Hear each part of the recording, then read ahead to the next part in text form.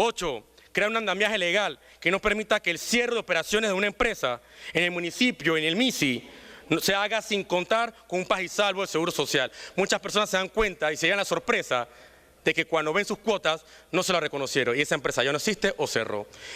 Diputados, diputadas, población panameña, no puede ser que jubilarnos sea condenar a una sociedad a la miseria. Yo pienso que estamos en un momento oportuno para debatir, para aportar, para hacer grandes cambios. Y no hay que olvidar de que no somos un factor de problemas, somos un recurso para resolverlo. Muchas gracias. Muchas gracias al participante Ismael Gómez. Continúa el siguiente, señor secretario.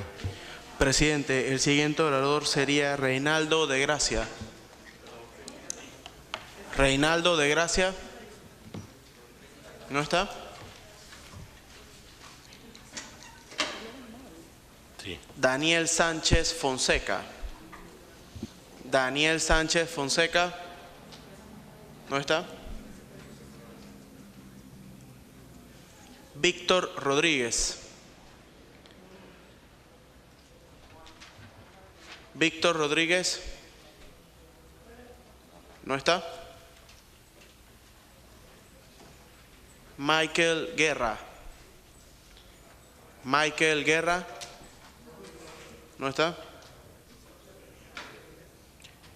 Jorge Villalba. Jorge Villalba. ¿No está? Dayana Castillo. Dayana Castillo. ¿No está? Alberto Velázquez. Alberto Velázquez. ¿No está? Ernesto Bazán. Presidente, el licenciado está entregando su propuesta a la comisión primero. Ernesto Bazán.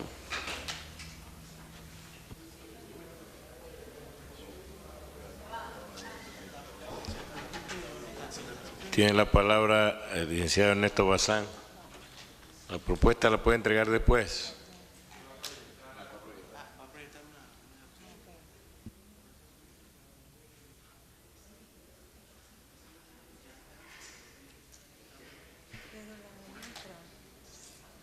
Eso va a demorar. Pasamos al siguiente.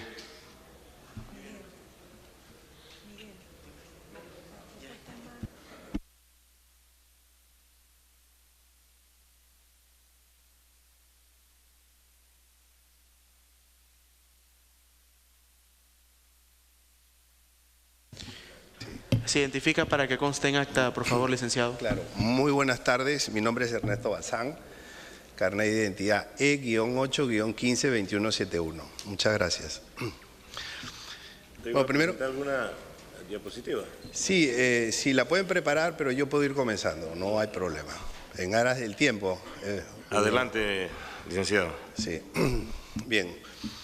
Bueno, una de las preguntas que nos hemos hecho es ¿de dónde va a salir el dinero para financiar el déficit actuarial?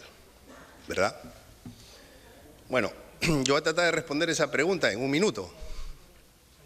Primero que nada, somos un país deficitario. Somos un país que hace 15 años tiene déficit fiscal. Y estamos en nuestro peor momento.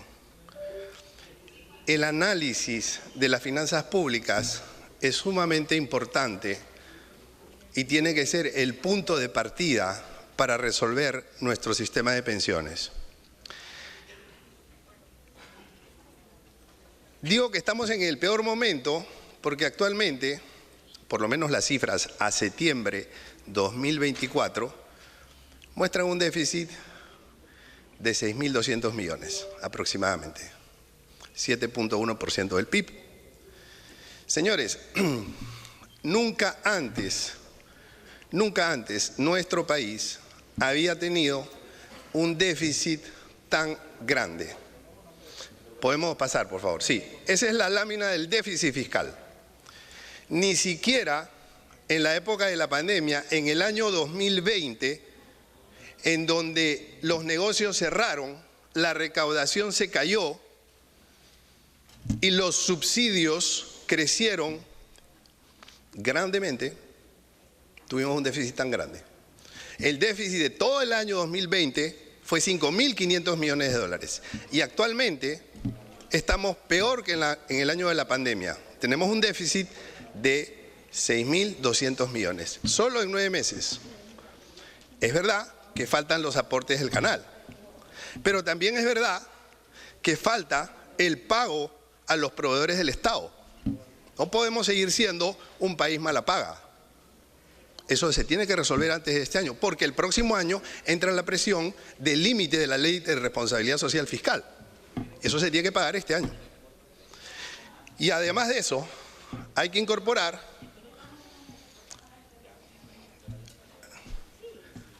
además del déficit fiscal, tenemos que incorporar algunas otras obligaciones del Estado que no han sido registradas, como los pagos a los proveedores, por ejemplo, los contratos llave en mano. Bueno, entonces, cuando en una propuesta nos digan de dónde, o nos digan que los recursos para cubrir el déficit fiscal va a salir de aportes del Estado, lo que nos están diciendo es que se va a pagar con deuda, porque el Estado no tiene recursos y no tiene la capacidad de tener esos recursos, salvo que sea con deuda, o salvo que pase de un déficit fiscal a un superávit fiscal.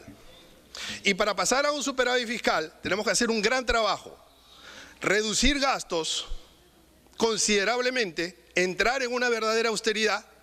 Segundo, reducir y eliminar exoneraciones innecesarias. Tercero, reducir la evasión fiscal considerablemente. Y aún así es probable que no lleguemos al superávit. Podemos pasar a la siguiente, por favor. Ese es el déficit fiscal. Tenemos dos déficits. Perdón, ese es el déficit actuarial. Tenemos dos déficits. Este es el segundo. Pasemos por favor a la siguiente. Ese es el déficit actuarial solamente del sistema de beneficio definido, que en los próximos años está entre 1.000 y 3.000 por año. Por año. Luego pasa al rango de 3.000 a 5.000 por año. Y en el año 2050 llega a su récord de 7.500 millones en un solo año. ¿Cómo vamos a pagar eso? Cuando te digan que el Estado va a poner, la realidad económica es que el Estado no tiene y el Estado va a tener que tomar deuda. ¿Les parece una buena fuente de financiamiento? Pregunto. ¿Eso es responsable? Bueno, vamos por favor con la siguiente. Ese déficit es aproximadamente, en dinero de hoy, 81.000 millones de dólares a una tasa de descuento de 4.5%. Ese es el dinero que nosotros necesitamos en este momento para poder hacer frente a ese déficit. Si no podemos recoger los fondos, no podemos hacer frente al déficit. Y cualquier reforma, lo único que va a hacer es mantener el mismo problema. El gran problema que tenemos es que se nos viene una gran cantidad de pagos de pensiones y no tenemos los fondos. Y la solución pasa por encontrar los fondos, pero no con deuda. Por favor, la siguiente. En ese sentido, les quiero comentar, solamente para decir que las razones por las cuales yo considero que este proyecto debería reevaluarse considerablemente y por lo tanto debería reformularse, volver al Ejecutivo, recoger un conjunto de opiniones, un conjunto de propuestas adicionales para potenciarlo, son las siguientes. Bueno, primero, no es sostenible, porque se financia con deuda, en esencia. Segundo, no resuelve el problema. Resuelve el problema del gobierno, porque el gobierno, al juntar los fondos en un sistema único, no va a tener problema de liquidez para pagar las pensiones. chao problema de liquidez en los próximos 5 años. Pero lo único que hace es postergar el problema hasta el año 2030 o 2040 en que se vuelvan a agotar las pensiones o los fondos para las pensiones. 3. La fusión de los sistemas resulta una expropiación a los fondos de las cuentas individuales actuales del subsistema mixto. Y eso atenta contra la seguridad jurídica, afecta considerablemente la confianza. Y lo que más necesitamos para nuestro país es generar confianza actualmente. Es un cambio en las reglas de juego muy importante y que tendría consecuencias graves. Pero el proyecto tiene un carrusel. El artículo 65 permite un carrusel financiero. Permite que la Caja de Seguro Social invierta hasta un 75% en bonos soberanos. Y eso puede financiar el déficit fiscal. Y el Estado financia su déficit fiscal y aporta a la Caja de Seguro Social. Y ese mismo aporte financia el déficit fiscal y así sucesivamente, señores. Ese carrusel, no digo que se va a hacer, digo que se puede hacer. Y esa es una válvula que hay que cerrar. Las facultades discrecionales al director Dinomón, no al director Dinomón, al director de la Caja de Seguro Social, son sumamente peligrosas. Pero, director, con todo respeto, no se trata de usted, se trata de la persona. Pero lo que a mí más me preocupa es que a sola firma una persona pueda disponer de tercerizar servicios de administración de fondos por 10.000 millones de dólares. Y lo que más me preocupa es la falta de escrúpulos de los que hicieron el proyecto 163 y la falta de escrúpulos de los que revisaron ese artículo. Si es que lo revisaron, porque es increíble. No conozco ninguna persona que haya estado a favor de ese artículo. Y tiene tasas recesivas. El 3% de aumento en tasa, 18% a los independientes es recesiva. Y voy a tratar de resumir en los pocos minutos que me quedan una serie de propuestas. Adelante, por favor. Lo que propongo es que se consoliden efectivamente los dos sistemas, en donde hagamos una distinción entre dos segmentos. El segmento de la población vulnerable y el segmento no vulnerable. Porque no todos necesitan solidaridad, no todos. El segmento vulnerable, al segmento vulnerable le podemos asegurar una pensión mínima de 360. Y ahora voy a decir de dónde se pueden obtener los fondos.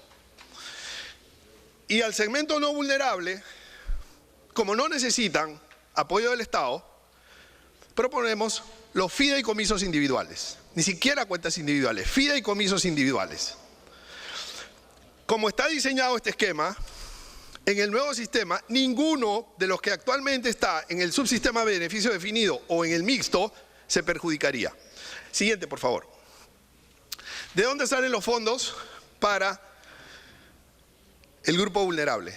300 o 500 millones de dólares de una tasa de contribución de 1 centavo por cada 10 balboas en una transacción bancaria. Recaudamos 500 millones de dólares y con eso complementamos una pensión mínima, 360. Siguiente, por favor. La siguiente lámina. El fondo de recuperación. Necesitamos generar fondos, pero yo no creo que la implementación de medidas paramétricas sea la mejor opción. Entonces, la propuesta viene de generar lo que se llama medidas no paramétricas. Primero, 5% a las pólizas de seguros. ¿Ok? Son 100 millones de dólares al año. 3% al paso de los barcos por el Canal de Panamá. Son 100 millones de dólares al año. ¿Okay? 18 dólares a cada turista por cada ingreso. Son 50 millones de dólares al año. 2% de las concesiones futuras.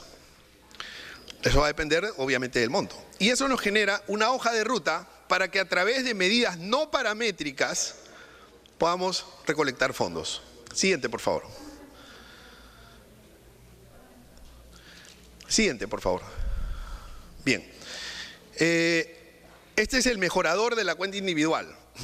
Una de las críticas que se le hace a los sistemas de cuentas individuales es que la tasa de reemplazo es muy baja, ¿ok?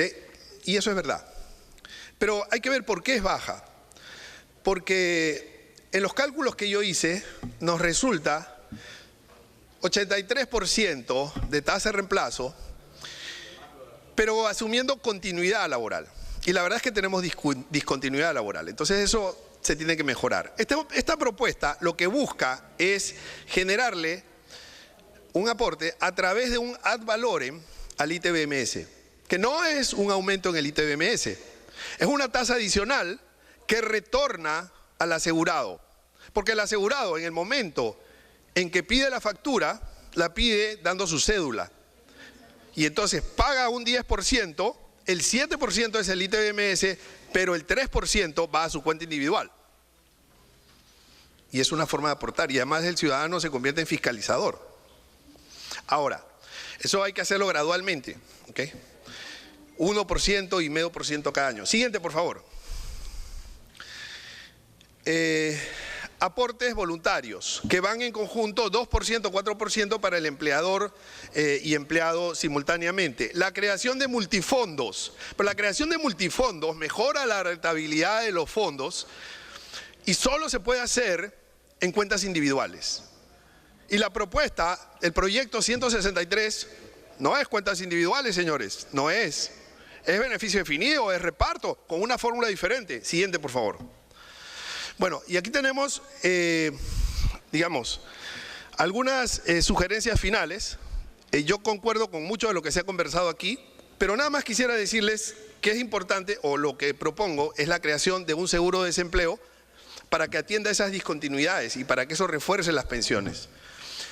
Estoy de acuerdo con considerar lavado de activos a los que no pagan después de 90 días las retenciones que se le hacen a los asegurados.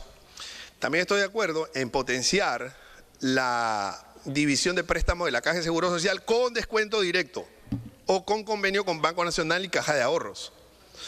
Bueno, y mejorar la gobernanza de la Caja de Seguro Social a través de enfoque y especialización, entre otras cosas. Bueno, por todo lo que les he comentado, considero que el proyecto no es sostenible, es un proyecto sumamente mejorable y siendo la Caja de Seguro Social la entidad más importante del país, y por lo mejor tomarnos nuestros tiempos y hacer las cosas de una mejor manera. Muchas gracias. Muchas gracias al licenciado Ernesto Bazán. Siguiente participante, señor secretario. Presidente, el siguiente orador en este caso sería, que ya se encuentra presente, Dayana Castillo. Para que pase adelante y se identifica para que conste en acta.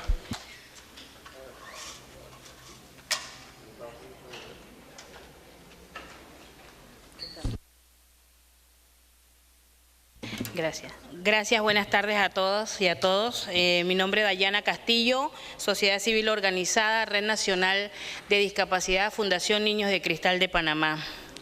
El día de hoy, pues, los saludo muy atentamente.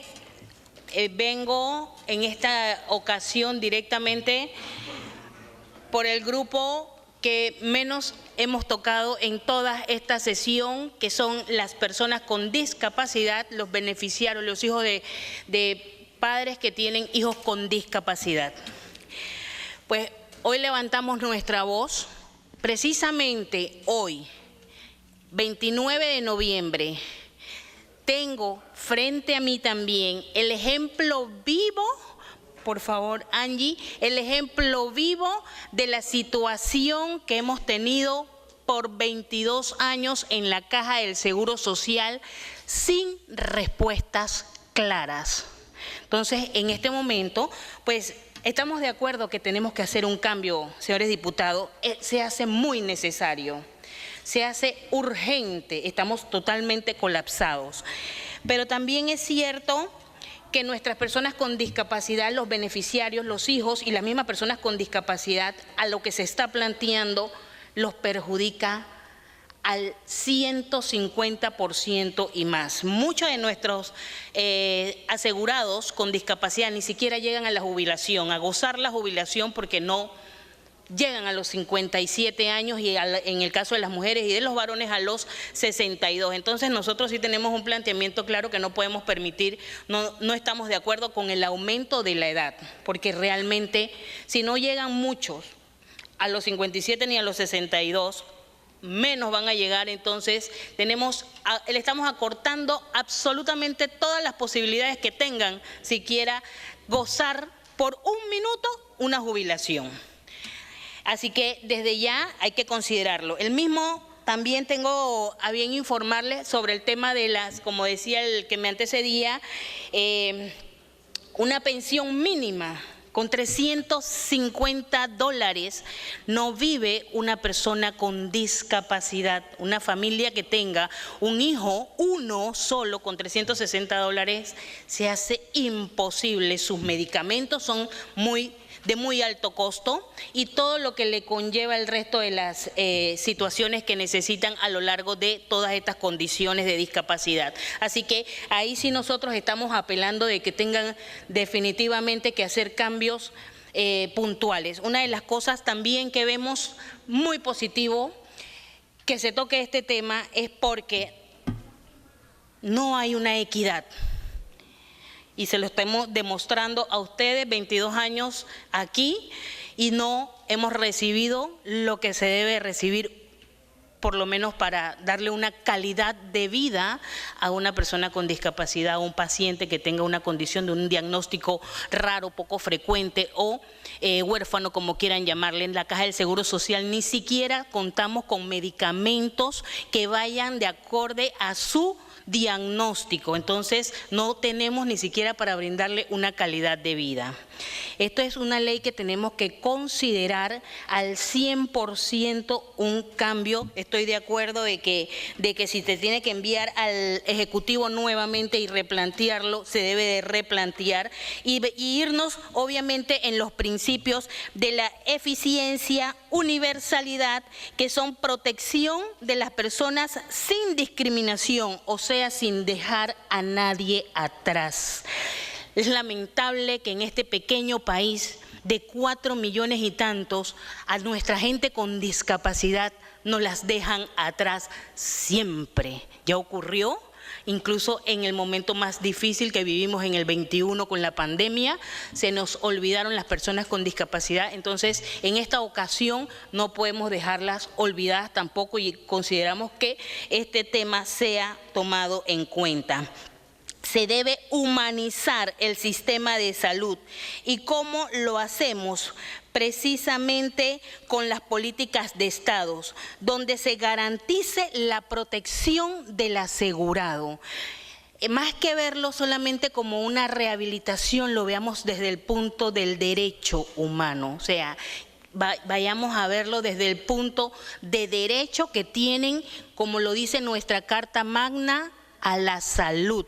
Entonces, hay algo, Panamá tiene algo que se ha caracterizado la Asamblea Nacional por décadas, y es que con el permiso de ustedes, lamentablemente es la realidad, se copia y se pegan leyes internacionales para traerlas acá y simplemente por eso muchas de ellas no funcionan. Sin embargo, nuestra hermana Colombia tiene un sistema de salud que me gustaría, o eso pudiéramos hacerlo desde Panamá, con las EPS, que son las clínicas. Como la Caja del Seguro Social está totalmente colapsada, nosotros podemos a través de las aseguradoras traer las clínicas para que nuestros pacientes tengan una atención de primera, con calidad, que no tengamos tanta mora como se tiene. Es un ejemplo que pudiéramos ahora sí copiar, pero en buena lid, para mejorar nuestro sistema que está totalmente colapsado. Pero ¿esto qué conlleva? Esto es un problema grave. ¿Por qué es un problema grave? Porque le tocamos directamente el bolsillo a los más poderosos. Pero si nosotros realmente queremos hacer el cambio, podemos mejorarlo desde este punto, haciéndolo desde esa línea de seguros privados, así como lo hace MAFRE actualmente, pero que solamente le da el servicio al Ministerio de Seguridad como tal, que ellos tienen una atención específica con clínicas específicas y no van a la Caja del Seguro Social, lo pudiéramos hacer para todos los asegurados. Así se hace en Colombia y el sistema benefició directamente al asegurado. No vamos a beneficiar, no podemos seguir beneficiando más a un grupo de familias, no se puede. Tenemos que pensar directamente ya en el pueblo, donde el pueblo sea el que recibe el beneficio. O sea, en este caso, el tema de los asegurados puedan ser los receptores de este beneficio directamente. Más que nada, hoy vengo acá, no voy a tomar tanto tiempo como han antecedido 15 y más, pero vengo muy directa. Traten de hacerlo bien, se necesita, pero no con la misma historia de siempre. No podemos seguir trabajando para el mismo grupo millonario. Estamos trabajando para el mismo grupo millonario con el tema de medicamentos. No puede ser que Panamá no tiene acceso a medicamentos económicos y que los países vecinos tienen acceso a medicamentos económicos y que muchos hemos tenido que salir a comprar nuestros medicamentos para poder acceder a ellos. En la Caja del Seguro Social actualmente ni siquiera tenemos medicamento en el cuadro básico para pacientes con enfermedades ni siquiera crónicas degenerativas, mucho menos para huérfanas, y las regulares tenemos problemas. Ahora imagínense cómo estamos, o sea, definitivamente totalmente colapsado, y los invito sí a que hagamos el cambio, un cambio positivo, pero para todos, no única y exclusivamente para el grupo económico. En esta ocasión sí se pueden hacer los cambios, sí se pueden, pero sin aumento a la edad de jubilación y menos para personas con discapacidad, para beneficiarios que ese 20%